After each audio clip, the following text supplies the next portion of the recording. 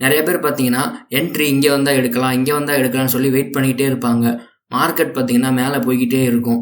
ஆனா, அவங்க என்ட்ரி எடுத்திருக்கவே மாட்டாங்க. ஒரு கட்டத்துக்கு மேல அவங்களால பொறுமையா இருக்க முடியாது. இவ்வளோ நேரம் நான் பொறுமையா இருந்துட்டேன். என்னால இதுக்கு மேல இருக்க முடியாதுன்னு சொல்லி என்ட்ரி எடுப்பாங்க. அங்கருந்து பார்த்தீங்கன்னா, மார்க்கெட் ரிவர்சல் ஆகும். இவங்களுக்கு பார்த்தீங்கன்னா, லாஸ் வரும். பேஷன்ஸ் மெயின்டெயின் பண்ணலாம். அதுக்குன்னு பேஷன்ஸ் மட்டுமே மெயின்டெயின் பண்ணக்கூடாது. பேஷன்ஸ் ரொம்ப முக்கியம் தான், நான் இல்லைன்னு சொல்லல. ஆனா, உங்களோட செட்டப் வந்தோனையுமே நீங்க கண்டிப்பா ரிஸ்க் எடுத்து தான் ஆகணும்.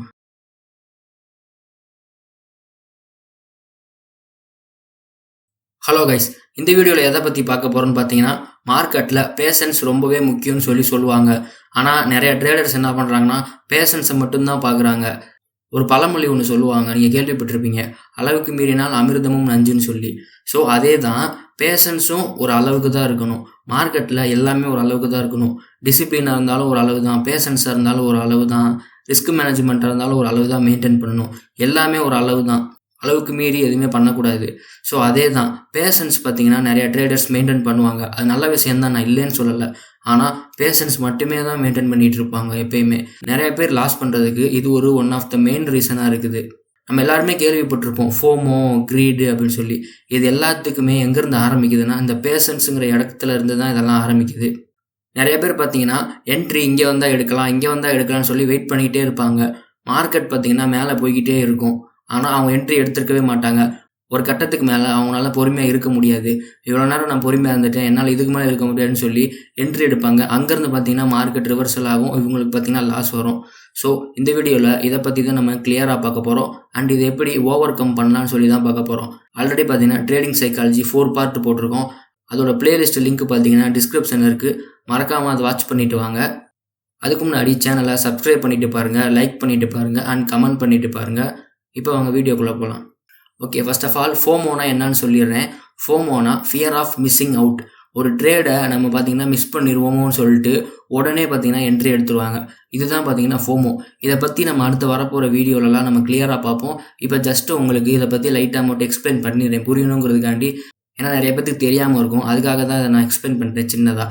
அவங்களோட செட்டப் போட்டு வெயிட் பண்ணிட்டு இருப்பாங்க. ஆனால் செட்டப் வந்து பாதி நடந்துகிட்டு இருக்கப்பயே பார்த்தீங்கன்னா ட்ரேடில் என்ட்ரி எடுத்துருவாங்க.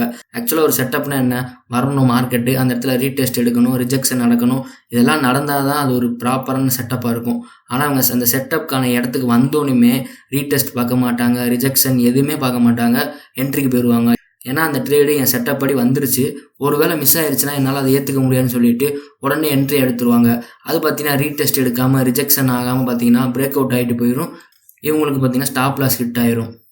ஸோ இதுதான் பார்த்தீங்கன்னா FOMO, fear of missing out. Next கிரீடுனா பேராசை. ஒரு அளவுக்கு மேலே ட்ரேடை ஹோல்டு பண்ணி வச்சுக்கிட்டே இருப்பாங்க, இன்னும் லாபம் வரும், இன்னும் லாபம் வரும்னு சொல்லிட்டு. அது பார்த்தீங்கன்னா ரிவர்ஸில் ஆகி நஷ்டமாயிரும். இதை பற்றியுமே நம்ம நெக்ஸ்ட் வீடியோவில் டீட்டெயிலாக பார்க்கலாம். இப்போ ஒரு சின்ன எக்ஸாம்பிள் தான் இது. ஓகே, இப்போ நம்ம மெயினான கண்டென்ட்டுக்கு வந்துடுவோம். பேஷன்ஸுங்கிறது மார்க்கெட்டில் ரொம்பவே இம்பார்ட்டண்டான ஒரு விஷயம். ஏன்னா யாரெல்லாம் பேஷன்ஸ் மெயின்டைன் பண்ணுறாங்களோ அவங்களாம் கண்டிப்பாக டிசிப்ளின் ட்ரேடராக தான் இருப்பாங்க. ஆனால் நிறைய ட்ரேடர்ஸ் என்ன பண்ணுறாங்கன்னா, இந்த மாதிரி பேஷன்ஸ் இருந்தால் தான் நம்ம ப்ராஃபிட்டபிள் ட்ரேடராக இருக்க முடியும், டிசிப்ளின் ஆக முடியும்னு சொல்லிட்டு அவங்களுக்குள்ளேயே மனசுக்குள்ளே நினச்சிக்கிறாங்க, நம்ம ஒரு பேஷன்ஸ் மெயின்டைன் பண்ணுற ட்ரேடர்னு சொல்லிட்டு. ஆனால் அதை எப்படி தப்பாக எடுத்துக்கிறாங்கன்னா, பேஷன்ஸ் மட்டுமே தான் மெயின்டைன் பண்ணிகிட்டு இருப்பாங்க, என்ட்ரிக்கு போகவே மாட்டாங்க. அதாவது சரியான என்ட்ரிக்கு போக மாட்டாங்க. எப்படி சொல்கிறேன்னா, இப்போ எக்ஸாம்பிளுக்கு இந்த சார்ட்டை பாருங்கள். இப்போ இது ஒரு பை என்ட்ரி. இந்த இடத்துல இருக்கிறப்ப மார்க்கெட்டில் பை எடுக்கலாம்னு சொல்லி யோசிப்பாங்க. ஆக்சுவலாக இந்த இடத்துல நான் செட்டப் பற்றிலாம் பேசலை, நார்மலாக எல்லோரும் யோசிக்கிற மாதிரி அவங்க யோசிப்பாங்க, இந்த இடத்துல பை போகலாமான்னு சொல்லிட்டு. ஆனால் யோசிச்சுக்கிட்டே இருப்பாங்க, மார்க்கெட் ஒரு கேண்டில் மேலே போக போக. ஸோ அடுத்து நெக்ஸ்ட்டு லைட்டாக கீழே வரும், ரீடெஸ்ட் வரும், அப்போ எடுக்கலாம்னு யோசிப்பாங்க. ஸோ அப்படியே யோசிச்சு ஒரு கட்டத்துக்கு மேலே மார்க்கெட் பார்த்தீங்கன்னா அவங்க டார்கெட் கிட்டேயே போயிடும். அப்போ என்ன யோசிப்பாங்கன்னா, இதுக்கு அவங்களால ஏற்றுக்க முடியாது, ஐயோ இவ்வளோ போயிடுச்சே அப்படின்னு சொல்லிட்டு என்ன பண்ணுவாங்கன்னா, இவ்வளோ நேரம் பேஷன்ஸ் மெயின்டைன் பண்ணி இருந்தவங்க அந்த இடத்துல என்ன பண்ணுவாங்கன்னா போய் என்ட்ரி எடுப்பாங்க. ஸோ மார்க்கெட்டு இவ்வளோ தூரம் மேலே போயிருக்கு. ஆக்சுவலாக மார்க்கெட்டு எப்பயுமே ஒரு டிப் வந்து தான் மூவ் ஆகும். இது பார்த்தீங்கன்னா டிப் வராமல் மூவ் ஆகிறப்ப அவங்கள என்ட்ரி மிஸ் பண்ணிட்டாங்க. ஆக்சுவலாக இப்போ மேலே போய் என்ட்ரி எடுத்தோம் என்ன ஆகும்னா, டிப்புக்காண்டி நெக்ஸ்ட்டு மார்க்கெட் கீழே வரும். அப்போ அவங்களுக்கு லாஸ் தான் ஆகும், எஸ்எல் கண்டிப்பாக ஹிட் ஆயிரும். ஸோ இந்த தப்பை பார்த்தீங்கன்னா நிறையா ட்ரேடர்ஸ் பண்ணுறாங்க. பேஷன்ஸ் மெயின்டைன் பண்ணலாம், அதுக்குன்னு பேஷன்ஸ் மட்டுமே மெயின்டைன் பண்ணக்கூடாது. சேம் இதே தான் செல் சைடுக்கும் பண்ணுறாங்க. பேஷன்ஸ் ரொம்ப முக்கியம் தான், நான் இல்லைன்னு சொல்லலை. ஆனால் உங்களோட செட்டப் வந்தோடனையுமே நீங்கள் கண்டிப்பாக ரிஸ்க் எடுத்து தான் ஆகணும். டிபி மெயின்டைன் பண்ணணும், ஸ்டாப் லாஸ் வச்சு நீங்கள் ட்ரை பண்ணணும். நீங்கள் ட்ரையே பண்ணாமல் ரிஸ்க்கே எடுக்காமல் பேஷன்ஸை மட்டுமே மெயின்டைன் பண்ணி வேடிக்கை பார்த்துக்கிட்டே இருந்தீங்கன்னா ஒரு கட்டத்துக்கு மேலே மார்க்கெட் போயிடும். நீங்கள் அதை விட்டுருவீங்க. மார்க்கெட் பார்த்தீங்கன்னா யாருக்காண்டி நிற்காது. நீங்கள் என்ட்ரி எடுக்கலைங்கிறதுக்காண்டி மார்க்கெட் அந்த இடத்துல வெயிட் பண்ணாது. அது பார்த்தீங்கன்னா போய்கிட்டே தான் இருக்கும். நம்ம தான் கரெக்டாக பார்த்து எடுக்கணும். ஸோ இப்போ இதை எப்படி ஓவர் கம் பண்ணலான்னு சொல்லி பார்க்கலாம். உங்களுக்கு ஒரு இடத்துல என்ட்ரி எடுக்கலான்னு தோணிருச்சு. கரெக்டாக உங்கள் செட்டப்புக்கு மார்க்கெட் வந்துருச்சு. நீங்கள் என்ன பண்ணணும்னா ரிஸ்க்காகவே இருந்தாலும் பரவாயில்லன்னு சொல்லி எஸ்எல் மெயின்டைன் பண்ணி டார்கெட் செட் பண்ணி நீங்கள் என்ட்ரி போயிடணும் எப்பயுமே. ஏன்னா நீங்கள் என்ட்ரி எடுக்காமல் விட்டு அது ஒரு கட்டத்துக்கு மேலே நீங்கள் அங்கே போய் என்ட்ரி எடுத்து லாஸ் ஆகிறதுக்கு இந்த இடத்துலையே நீங்கள் ரிஸ்க் எடுக்கலாம். அங்கே எடுக்கிற ரிஸ்க்கை நீங்கள் இங்கேயே எடுக்கலாம். ஒருவேளை நான் அங்கே தான் போய் எடுக்க போகிறேன்னு ஃபிக்ஸ் ஆகி போச்சு, நான் பாதியில் தான் பூர போகிறேன் மார்க்கெட்டுக்குள்ளேன்னு ஃபிக்ஸ் ஆகி போச்சுன்னா அங்கே எடுக்கிற ரிஸ்க்கை கண்டிப்பாக நீங்கள் கீழேயே எடுத்துருங்க. கீழே எடுக்கிறப்ப உங்களுக்கு ரிஸ்க்கு கம்மியாக தான் இருக்கும். ஒருவேளை மார்க்கெட் நீங்கள் நினச்ச மாதிரியே மூவ் ஆகலாம். ஆனால் இதுவே கீழே இல்லாமல் நீங்கள் மேலே போய் எடுத்திங்கன்னா கண்டிப்பாக ரிவர்ஸலாக ஹை சான்ஸ் இருக்குது. ஸோ நான் என்ன சொல்கிறேன்னா, அங்கே எடுக்கிற ரிஸ்க்கை இங்கே எடுங்க. இங்கே எடுத்தாலும் ரிஸ்க்கு தான், ஆனால் அங்கே எடுக்கிறத விட இங்கே எடுக்கிற ரிஸ்க் பார்த்தீங்கன்னா ரொம்பவே கம்மியாக தான் இருக்கும். இது யாருக்கெல்லாம்னு பார்த்தீங்கன்னா, நான் மார்க்கெட்டில் இடையில பூர மாட்டேன், ஒருவேளை நான் என்ட்ரி மிஸ் பண்ணாலும் நான் அகைன் என்ட்ரிலாம் எடுக்க மாட்டேன், பரவாயில்ல நான் நெக்ஸ்ட்டு செட்டப்புக்கு வெயிட் பண்ணுறேன்னு சொல்கிறவங்களுக்காண்டி தான் இது. ஸோ நீங்கள் உங்கள் செட்டப்புக்காண்டி வெயிட் பண்ணுறீங்க, ரிஜெக்ஷன் நடக்குதான்னு பார்க்குறீங்க. ரிஜெக்ஷன் நடந்தோனையும் நீங்கள் எஸ்எல் மெயின்டைன் பண்ணி நீங்கள் என்ட்ரிக்கு போங்க. கரெக்டாக பேஷன்ஸ் மெயின்டைன் பண்ணி. ஒருவேளை ரிஜெக்ஷன் நடக்கலை, மார்க்கெட்டில் ரீடெஸ்ட்டே நடக்கலை, அக்ரெசிவாக மூவ் ஆகுதுன்னா நீங்கள் என்ட்ரி மிஸ் பண்ணிடுவீங்க. நீங்கள் அப்படி மிஸ் பண்ணிட்டீங்கன்னா நீங்கள் ப்ராப்ளம் இல்லை. நீங்கள் ஏன்னா ஆல்ரெடி நீங்கள் கேண்டிலுக்குள்ளே போட மாட்டீங்க, அதனால் நீங்கள் நெக்ஸ்ட் என்ட்ரிக்கு தான் வெயிட் பண்ணுவீங்க.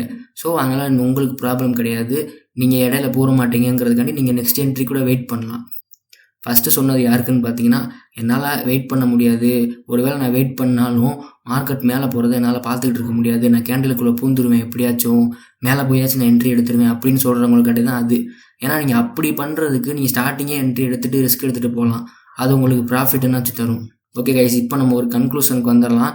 இது ஃபுல் அண்ட் ஃபுல் என்னோட ஓன் எக்ஸ்பீரியன்ஸை தான் நான் ஷேர் பண்ணியிருக்கேன். நீங்களும் இந்த வீடியோ பார்த்ததுக்கப்புறம் இடையில ஓடுற கேண்டிலில் போய் என்ட்ரி எடுக்கிறது, மார்க்கெட் மேலே போனதுக்கப்புறம் அங்கே போய் என்ட்ரி எடுக்கிறது, இதெல்லாம் பண்ணாமல் பேஷன்ஸை மெயின்டைன் பண்ணி கரெக்டாக உங்களோட செட்டப்புக்கு வந்தோடனே என்ட்ரி எடுப்பீங்கன்னு சொல்லி நம்புகிறேன். ஸோ இந்த வீடியோ பிடிச்சிருந்தா மறக்காமல் சப்ஸ்கிரைப் பண்ணிவிட்டு பாருங்கள்.